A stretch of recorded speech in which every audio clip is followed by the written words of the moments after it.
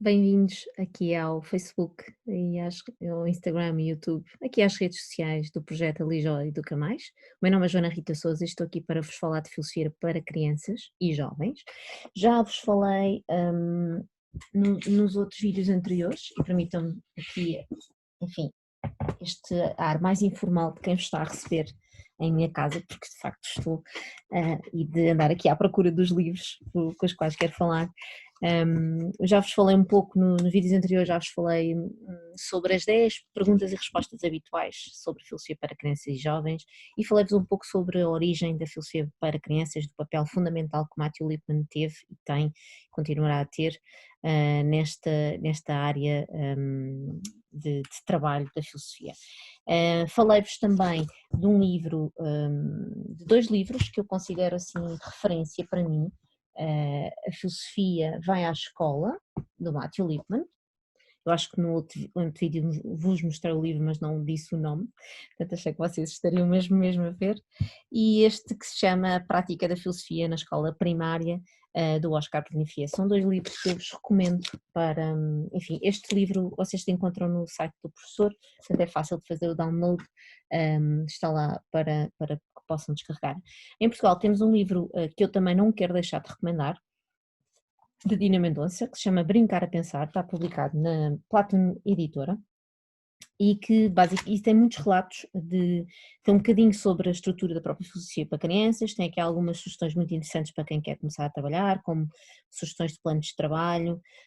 sugestões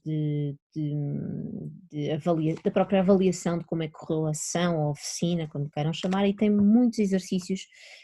com base em jogos ou com base em histórias que a própria Dina e a educadora Maria João Lourenço, com quem ela partilha a autoria deste livro, enfim, que elas fizeram ao longo do tempo que trabalharam em conjunto. Portanto, não queria deixar de passar esta nota deste livro da Dina, e também fazer a menção de que em Portugal já há, a filosofia para crianças já está, já marca presença na academia, nas universidades. Eu própria terminei o mestrado em Filosofia para Crianças em outubro de 2019 na Universidade dos Açores e asseguro aulas na pós-graduação de Filosofia para Crianças e Jovens da Universidade Católica Portuguesa em Lisboa. Ambos os cursos têm uma componente online, portanto não será difícil se quiserem seguir esta via de uma forma mais, enfim, mais académica, digamos assim, que façam esse percurso. É possível fazer esse percurso em Portugal. Há também outros cursos online aos quais que podem frequentar, da SAPERI, do Dialogue Works, uma organização do UK. Estou aqui a tentar lembrar-me de memória, em Espanha do Centro de Filosofia para Ninhos, também tem curso online, portanto não é difícil de encontrar bons cursos. Eu própria também tenho alguns disponíveis, alguma formação disponível, que é fácil encontrar no meu website ou no meu blog, algumas ações de formação que vou fazendo, umas online, outras a convite dos espaços, portanto não é difícil de encontrar. Se quiserem ajuda nesse sentido, já sabem que podem enviar-me um e-mail para joana@filosofiaparacrianças.pt e eu partilharei e farei chegar a informação que vocês necessitarem. Portanto, ponto de situação dos três livros, assim, de que eu vos queria deixar como, enfim, como digamos que guias, não é? O Lippmann, o Oscar e a Dina, e hoje queria falar-vos um bocadinho da forma como eu trabalho, ou seja, eu já adiantei que uso muito o jogo, e queria explicar-vos também às vezes como é que surgem esses jogos. Estes jogos, aliás, vou andar um pouco para trás, vou recuar um bocadinho no discurso e dizer-vos que eu também uso livros, ou seja, para não pensarem que a filosofia para crianças acontece única e exclusivamente com os jogos e que eu abandonei a ideia do Lippmann de usar livros ou de usar histórias, não, eu uso, depende muito do trabalho que vou fazer, mas tanto uso os livros do Lippmann, ou seja, os tais livros que têm uma componente de história e depois tem o tal manual do professor, e nós também temos em Portugal uma autora que fez, a professora Maria José de Figueiredo Arrego, que foi minha professora na universidade, curiosamente, tem uma publicação, um conjunto de publicações das edições Piaget, que tem precisamente essa componente lippmanniana das histórias para pensar e do livro do professor. Estes por acaso não, não batem certo, são de níveis diferentes, mas a professora para o nível 1 tem o livro do professor e as histórias para pensar, portanto tem esta coordenação e pode ser interessante ficarem com esta nota e fazerem esta consulta, consoante o nível, a idade das crianças e dos jovens com os quais vão trabalhar. Portanto, eu também faço este recurso, uso os livros desta forma mais, enfim, que é a forma mais clássica de se trabalhar em filosofia para crianças, é pegar numa história, ler a história, lançar a história ao grupo, se possível cada criança ou cada pessoa envolvida na oficina lê uma frase, portanto, para haver uma leitura partilhada e o trabalho da escuta ativa, que é muito importante na filosofia para crianças, que é muito importante na vida, mas não é na filosofia para crianças, te dá esta forma mais tradicional de se trabalhar. Depois então fazemos perguntas sobre aquilo que ouvimos, sobre a história, e depois a escolha da pergunta pode ser por votação, pode ser por agrupamento das perguntas em temas e depois escolhemos o tema e depois escolhemos a pergunta, vai variar um bocadinho também do facilitador que estiver a dinamizar a oficina e também do grupo, às vezes, e daquilo que o grupo pretende fazer, das próprias sugestões que o grupo dá. O que me tem acontecido na minha prática é de facto eu tenho trabalhado com grupos que são muito criativos e que me dão muitas ideias, o que é muito bom. Por exemplo, esta ideia que eu já partilhei num outro vídeo, que é de termos estes códigos a dizer vou fazer uma pergunta, vou dar um exemplo, vou dar um contra-exemplo, vou dar uma ideia nova, vou justificar ou dar uma razão, vou responder, ou seja, com cores diferentes e com a manifestação da intenção daquilo que nós vamos fazer escrito, não é? Portanto, o que acontece é que este código fica visível para todos, e depois cada pessoa tem um conjunto de cartolinas com cada uma destas cores e anuncia aquilo que vai fazer, quando põe o braço no ar, anuncia com a cor da cartolina aquilo que vai fazer. Esta ideia partiu de um grupo de jovens com os quais eu estava a trabalhar, porque eu fazia sempre esse pedido, antes de falarem, anunciem o que é que vão fazer. Portanto, é importante que antes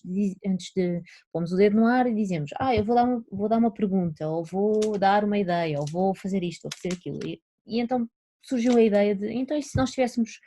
cartolinas com cores, que assim era mais fácil e víamos logo o que aquilo o outro ia fazer. E foi assim que surgiu esta ferramenta super simples de fazer com cartolinas, e que é muito útil para se ir dinamizando em oficina, não só com as crianças e jovens, mas também com crescidos, porque eu também uso esta ferramenta nos cafés filosóficos que dinamizo. Portanto, muitas vezes são os meninos que dão estas ideias. Outros jogos que eu vou fazendo, e aqui estão as tais cartas que eu vos falei no primeiro vídeo, se não estou em erro, são jogos que vão surgindo muitas vezes das discussões, dos diálogos que vão acontecendo, discussões aqui nunca entendam no sentido assim, enfim, de discutir, mas no sentido de dialogar, e muitas vezes ficam ideias penduradas para trabalhar, perguntas penduradas para trabalhar, e eu tento que esse trabalho seja feito de uma forma lúdica, porque acho que o jogo conquista-nos a nós adultos, quanto mais os mais pequenos. Este jogo, por exemplo, que eu trago aqui, é o jogo das escolhas. Aquilo que eu faço é muito simples, portanto eu pego normalmente em baralhos de cartas que já ninguém usa, como veem, até os uso de uma forma às vezes indevida, os meninos queixam-se que eu ponha a etiqueta do lado do número, mas depois também ponho a etiqueta do lado enfim, do padrão do baralho de cartas, eles às vezes ficam assim um bocadinho agastados comigo, mas é um bocadinho conforme me apetece fazer. Não é assim uma regra para fazer isto, mas este jogo das escolhas tem aqui uma proposta que é, há uma proposta de jogo que é do brincar com o aleatório, que é nós temos um baralho, esta coisa de termos um baralho, não sabemos o que é que lá está e tiramos uma carta, não sabemos o que é que nos vai calhar.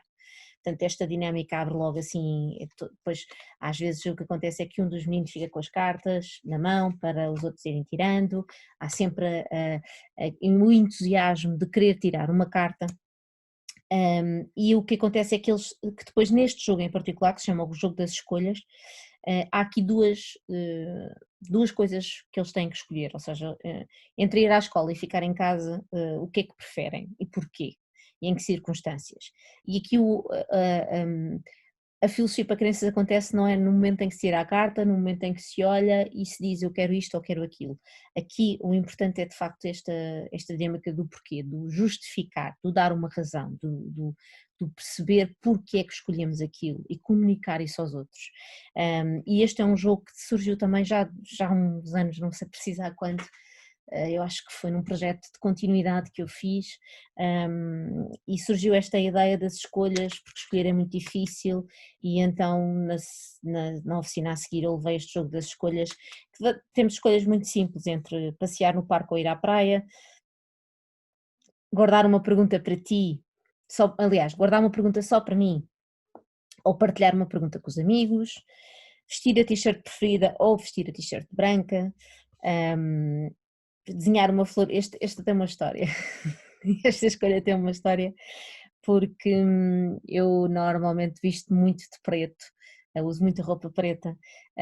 e então, porque é a minha cor preferida, e eu lembro-me que esta escolha foi proposta por um dos meninos, precisamente porque entre portanto foi uma escolha que eles me colocaram a mim, que era eu entre vestir uma t-shirt, a minha t-shirt preferida ou vestir uma t-shirt branca, então eu tinha que arranjar razões para isso. Esta tem realmente uma história. Desenhar uma flor bonita ou desenhar um monstro bonito. O que é um monstro bonito? Será que há monstros bonitos? Jogar com a PSP ou jogar com os amigos no recreio. PSP eu julgo que é PlayStation, mas eu não sei muito bem, porque isto são sugestões que os próprios meninos dão, pois eu às vezes preciso de contexto, porque estou um bocadinho perdida naquilo que são as vivências deles. Fazia muitas perguntas ou ficar calado a ouvir, correr para atravessar a estrada ou esperar que o sinal fique verde para os peões. Portanto, há aqui uma série de dinâmicas que têm a ver com a própria situação, são situações que nós vivemos, que nós sabemos que as crianças vivem e que nós temos que dar razões. E, por exemplo, quando nós colocamos esta questão de correr para atravessar a estrada e esperar que o sinal fique verde para os peões, podemos estar aqui a entrar num campo de reflexão na área da ética, que é aquilo, o que é que eu devo efetivamente fazer, como é que eu devo agir. Depois, outro jogo que me surgiu, este confesso que não me lembro exatamente como é que surgiu, qual foi a sua história, mas é o jogo das semelhanças e diferenças, em que se temos que dizer, já não lembro bem o contexto em que ele surgiu, mas eu sei que o uso em oficinas pontuais que tenho, ou seja, quando vou a um determinado sítio que faço uma oficina pontual, surge esta questão de escolha, desculpem, de apontar o que é semelhante e diferente em determinadas coisas, por exemplo, entre um automóvel e um cavalo, uma bola e um balão, um livro e um caderno, são coisas muito próximas, mas que têm algumas diferenças. Aqui o grande desafio é perceber o que é diferente, o que é semelhante, o que é parecido. Muitas vezes os meninos usam a expressão parecido, isso não tem problema. O jogo pode se chamar das semelhanças e diferenças e nós podemos dizer que é o jogo das coisas que são parecidas e das coisas que são diferentes. Como em jardim de infância, o tema ou o trabalho sobre as coisas que a realidade e a fantasia, ou as coisas que existem, as coisas que não existem, muitas vezes é dito, são as coisas que há e as coisas que não há, e são os próprios meninos que apresentam propostas de terminologia às quais nós devemos estar atentos e devemos aproveitar as suas próprias propostas. E depois só por terminar, um último jogo que eu acho que este foi uma proposta minha, que eu gosto muito destes jogos dos e se, e talvez tenha tido a influência do Peter Worley, que tem um livro que se chama A Máquina dos Ses, portanto que é muito trabalhar esta questão do e se, ele também é conhecido como o The If Man, portanto o homem dos Ses, é o seu handle do Twitter,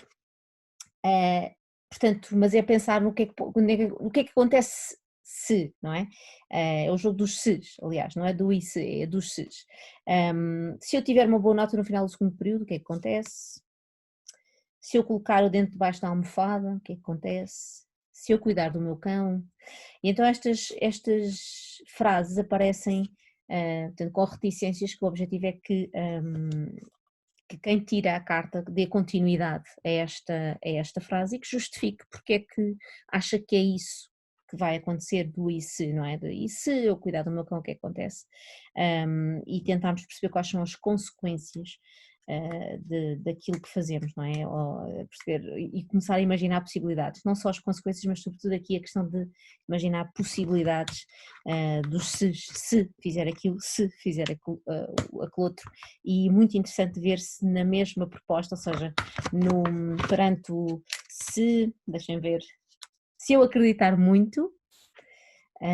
se eu acreditar muito, este vídeo